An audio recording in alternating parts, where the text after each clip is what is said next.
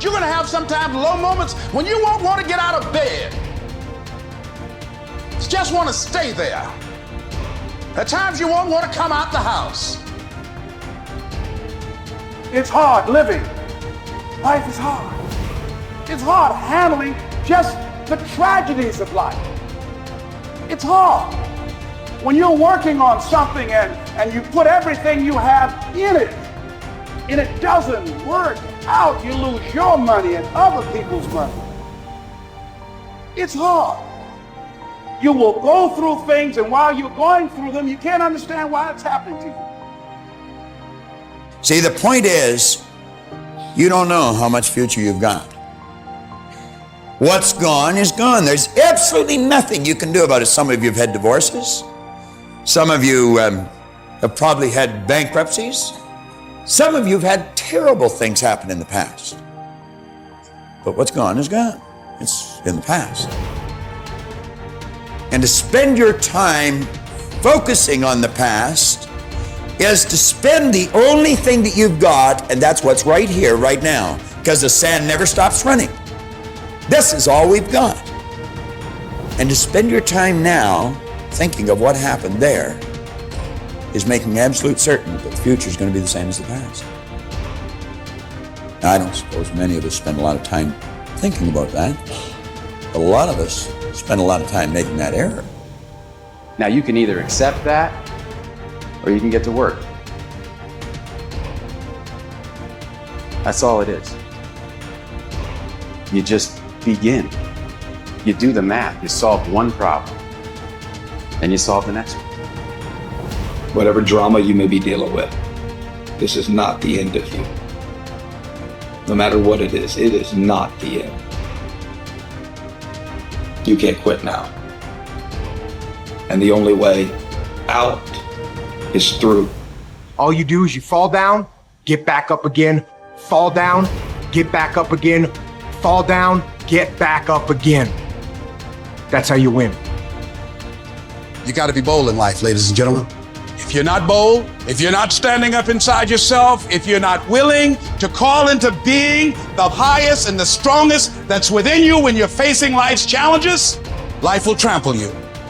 But see, when you discover the truth of this goodness, this power that you have within you, that truth will set you free from ever being a victim in life. That truth will enable you to handle things with a level of equanimity that will surprise you. Getting unstuck means that you are going to start living life on your terms, rather than just gliding through every day on automatic. That you have a special power within, that you know that things are going to get better for you. You know that you can handle this. And because you want some different kind of results in your life, you've got to decide that I'm going to go all out. Now listen to me. I don't care what you're going through. If you're not dead, he ain't through with you yet. As long as you waking up, you still in the game. As long as you alive, you can still make it happen. As long as that breath in your nostrils move, you still in the game. You still can win. Now get your butt up. Why do you keep crying? Why me, God? Why did I get MS? Why did I get cancer? Why did my mama die? Why did I get fired? Listen, you got put through that because what that does, that tension produces greatness. Stop running from it and run to it. Lions don't cry. Lions don't give up. Lions don't quit. Lions hunt. That's what we do for a living. We turn tragedy into triumph.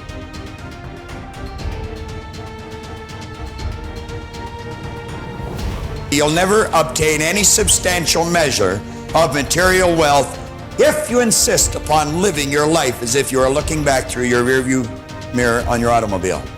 Nevertheless, it seems to be a very common error which many people have turned into a habit. Let the dead bury the dead. Let it go. I don't care how bad it was, let it go. 5 years from now, 10 years from now, when you look back in retrospect at that terrible thing that's happened, you're going to find it was probably one of the best things that ever happened to you. Advancement of all kinds is preceded by a crisis. The greater the crisis, the greater the opportunity for advancement. Or you could put it another way. You could say, out of all confusion comes order, a higher degree of order than that which existed prior to the confusion. Because you see, the confusion was a learning state. Remember, I was pointing out that business is fun. It really is. I see business as a game. It's a game we're playing, and we play to win.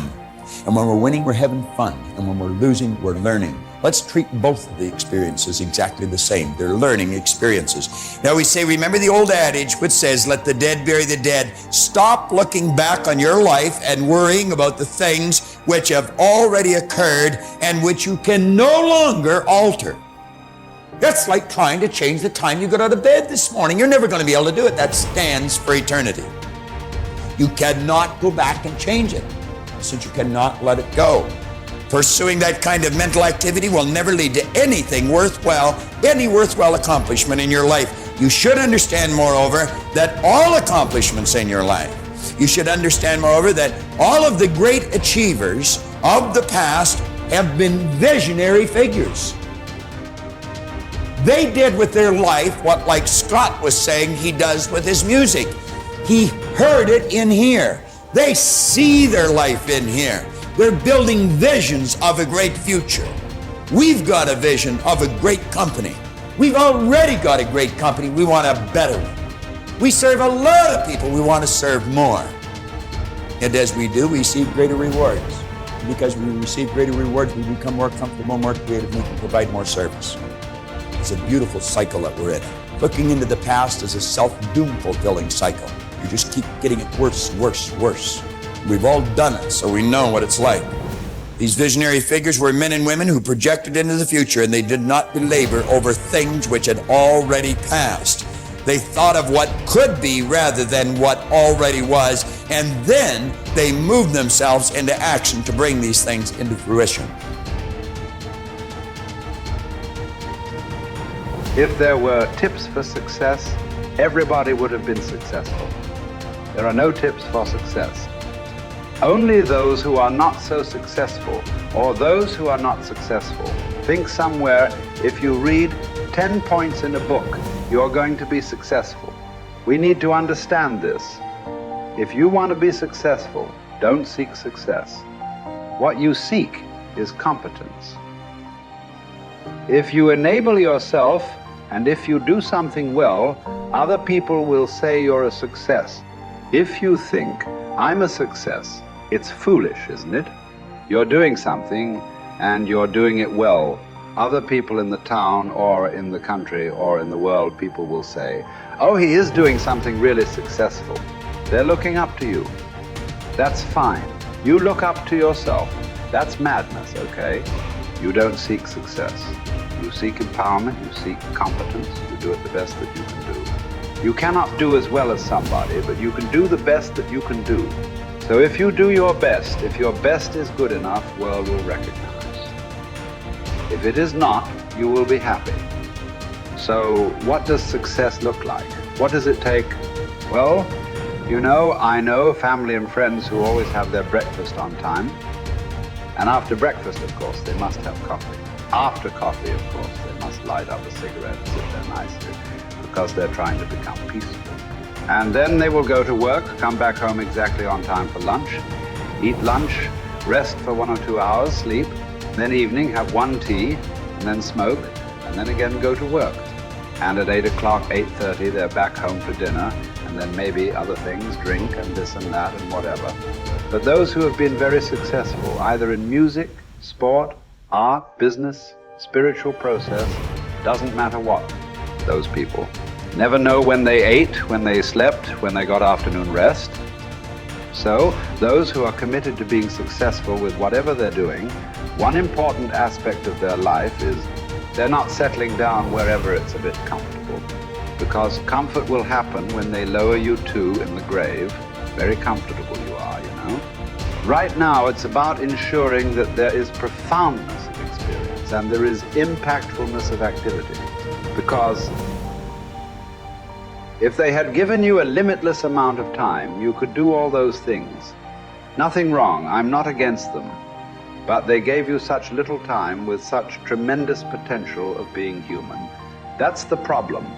For every one of you, your life is precious, isn't it? It's a precious life. If something is precious, where do you want to invest this life? Because what you call as my life is just a certain amount of time and energy, isn't it? As you sit here, your life is ticking away, or no? What is ticking away is not time. What is ticking away is your life. So this energy that you call as my life, how are you going to invest it? Because if you're doing something truly worthwhile, it gets over before you know what happened. Only if you're doing something worthless, it feels like a long life. Have you noticed this? On a particular day when you're very happy, 24 hours, poof. It went off like that, like a moment. You are miserable, 24 hours feels like 10 years. Have you not noticed this? So, only miserable people will have a long life. Joyful people, life goes away like that as if it's a couple of days. It passes away like that if you are creating what you really care to create. So, one thing that every young person should do is, without the influence of the peers of your own age group, without the influence of your professors and your parents, without any kind of influence, somewhere you must stay by yourself at least for 2-3 days and look at it. What is it that I want to invest this precious life into? What is it that will be worthwhile today and worthwhile after 50 years for me to invest myself into? You invest your life into that, whatever it is, however small, big, it doesn't matter. If you see that this is something truly worthwhile and you invest your life in that, this will be a life of fulfillment.